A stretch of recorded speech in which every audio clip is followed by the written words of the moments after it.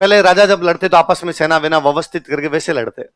जब शेरशाह अपनी सेना को व्यवस्थित कर रहा था तो मुसलमान राजाओं में एक अच्छी खासियत थी कि वो दुश्मन का पता लगाते कि भाई दुश्मन के पास कितनी ताकत है कितनी नहीं है।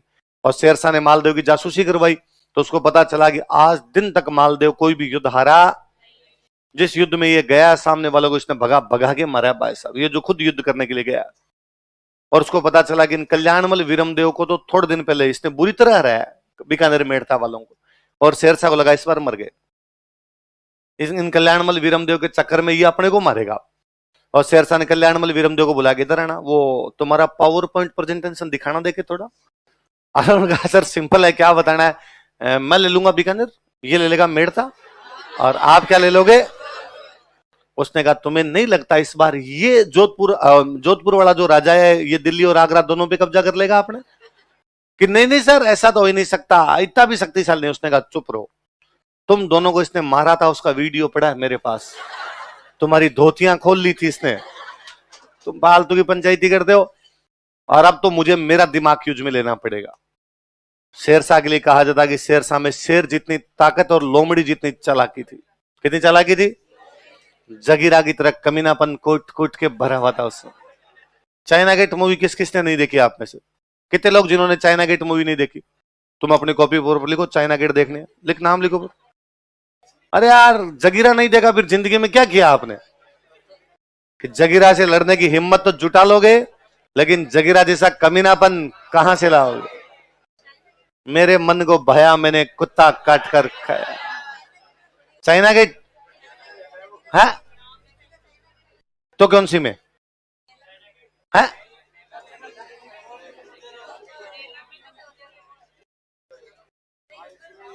तुम कौन सी मूवी बता रही हो, मेला। अरे मेला वाला तो वो गुर्जर फिर आएगा, मेला फिर लगेगा, वही अपने आप में क्लासिक मूवी है भाई साहब। फ्लॉप हुई थी और यूं देखने में मजा आ जाता है उसको तो। पर जगीरा को भी आप देखोगे, किसको देखोगे, कौन सी मूवी में, तो शेरशाह सूरी इस टाइम का जगीरा था। और शेरशाह सूरी ने कहा भाई मैं मेरा दिमाग यूज में लेता हूं, और शेरशाह ने अपने 5 सैनिक बुलाए, और 5 सैनिकों का देखो अपने बेटे यहाँ, मालदेव बेटा यहाँ, तुम यूं घूमते घूमते घूमते घूमते मालदेव की साइड में जाओ और उसको हथियार बेच के आओ। क्या बेच के आओ, हथियार बेच के। और जब वो हथियार खरीदे, तुम व्यापारी बन के जाओ हथियार बेच के आओ, और जब वो हथियार खरीदे तो मेरी एक पर्ची है वहां पे डाल के आना, और ध्यान रखना पता नहीं चलना चाहिए तुमने डाली। उन्होंने कहा सर चिंता मत करो, डन है काम आपका। वो व्यापारी का वेश धारण करते हैं, हथियार लेते हैं, अच्छे अच्छे घूमते घूमते जाते हैं मालदेव की साइड में, उधर जाकर हथियार खरीद लो हथियार खरीद लो। तो युद्ध के समय में अधिक हथियारों की आवश्यकता है कम। मालदेव ने कहा लाओ भाई लाओ, तलवारें उनके पास शानदार तलवारें, एक से बढ़ के एक तलवारें। मालदेव ने कहा यार जोरदार, सारी की सारी दे दो। और मालदेव ने अपने सारे सेनापति बुलाए, जेता कुंभा बाकी सेनापति, कैंप लगे होते, मालदेव का कैंप है पास में, सेनापतियों कैंप है, फिर सेना पड़ी है। उन्हें सारे सेनापति बुलाए और बुला कहा भाई कितनी चाहिए, किसी ने कहा सर 70 दिला दो, 90 दिला दो, 50 दिला दो, 100 दिला दो, सबको दिलाई। और जाओ अपने अपने कैंप में। फिर मालदेव ने उनको कहा कितने रुपए हो गए, इन्होंने कितने रुपए, ये पकड़ो और थैंक यू, अगली बार भी जब भी आओ पहले मेरे पास आओगे, मैं सारी खरीद लूंगा। उन्होंने कहा राजा यार निहाल कर दिया हमको, हथियार लेके सुबह निकले थे, हमें लगा 10 जगह बेचेंगे तब बिकेंगे, एक साथ खरीद लिए, अगली बार तो सारे के सारे तेरे को ला के देंगे हम। और वो अपने रुपए लेके चलते बने, जाते जाते एक धीरे से पर्ची डाल गए। मालदेव अपने कैंप में बैठा बैठा सोच रहा है कि कल कैसे लड़ेंगे, क्या करेंगे मालदेव के खिलाफ, पहले कौन लड़े बाद में कौन लड़े, कितने हथियार अपने पास, कैसे सेना लगाई जाए। इतने में मालदेव का ध्यान गया कि यार कमरे की सुबह सफाई हुई थी, ये पर्ची कहां से आई। उसने पर्ची उठा के पढ़ी, पर्ची में लिखा हुआ था कि सुल्तान शेरशाह सूरी तुम किसी बात की चिंता मत करना, कल जैसे ही युद्ध प्रारंभ होगा हम दोनों भाई मिलकर मालदेव को पकड़कर तेरे को सौंप देंगे, पर शेरशाह तू भी अपनी बात पर पक्का रहना, अपना वादा निभाना, और मालदेव को मारने के बाद हम दोनों भाइयों को जोधपुर का राजा बना देना। नीचे साइन किए हुए जेता एंड कुंपा। और मालदेव का दिमाग खराब हुआ, इसका मतलब ये दोनों किससे मिले हुए हैं, शेरशाह, और ये पर्ची किसके पास भेजने वाले थे, शेरशाह के, और गलती से यहां से गिर गई। उसको लगा जेता कुंपा से पर्ची गिरी, और उसको लगा जेता कुंपा वाली पर्ची तो पकड़ में आ गई, भगवान जाने और कितने सेनापति किससे मिले हुए हो, शेरशाह से, और उनकी पर्चियां तो अपने पास आई नहीं। और कल ऐसे यदि अपने को पकड़ के वहां सौंप देंगे तो अपने क्या लड़ेंगे। और फिर उसके दिमाग में आया कि मैंने पूछा था जोधपुर में कहां लड़ना चाहिए, तो जेता ने कहा था मैं बताता हूं वहां लड़ो, वहां सारा प्रबंध मैं करूंगा। तो प्रबंध ये है, मैंने पूछा था इस कुंपा से कि तू बीकानेर से क्यों आ गया, इसने कहा देश की रक्षा के लिए आना पड़ता है, तो देश की रक्षा ये है इनकी। और मालदेव ने उन्हें बाकी सेनापतियों को बुलाया, बुला के कहा हम यहां नहीं लड़ेंगे, जोधपुर लड़ेंगे। मालदेव को लगा कि जब अपने को पता ही नहीं अपनी सेना अपने साथ है या नहीं है, अपने सेनापति अपने साथ है या नहीं, तो यहां क्यों लड़ूं, मैं मेरी राजधानी में जाके लड़ूंगा। मालदेव अपनी सेना कहता वापस चलो। सेना ने कहा अरे साहब कल तो युद्ध है, अभी क्यों चल रहे हो? नहीं नहीं लड़ना युद्ध, वापस अपने जोधपुर चलेंगे। और ये जेता कुंभा मिल गए शेरशाह से, और इनके साथ में और भी कोई युद्ध, यहीं रुक जाना, एक बार शेरशाह चला जाए, बाद में तुमको बताऊंगा मैं क्या करना है क्या नहीं करना है। जेता कुंभा ने कहा अरे सर हमारी ऐसी कोई बात ही नहीं है, हमने कोई पर्ची नहीं भेजी, ना कोई पर्ची भेजने वाले थे, हमारी राइटिंग नहीं है, क्रॉस चेक करवा लो आप, हम इंग्लिश में साइन ही नहीं करते हैं।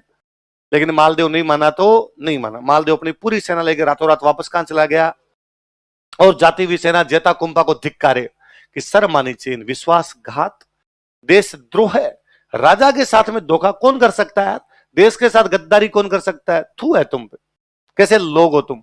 और जेता कुंभा को लगा कुछ भी किया नहीं, इतनी बड़ी बदनामी, देशद्रोह का दाग, और उनको लगा इस कलंक को धोने का एक ही तरीका, कल हम लड़ेंगे। अगले दिन जेता कुंभा के पास में केवल 12,000 सैनिक है। कितने सैनिक है? शेरशाह, कल्याणमल, वीरमदेव 80,000 लोग लेके बैठे हुए थे। कितने लोग?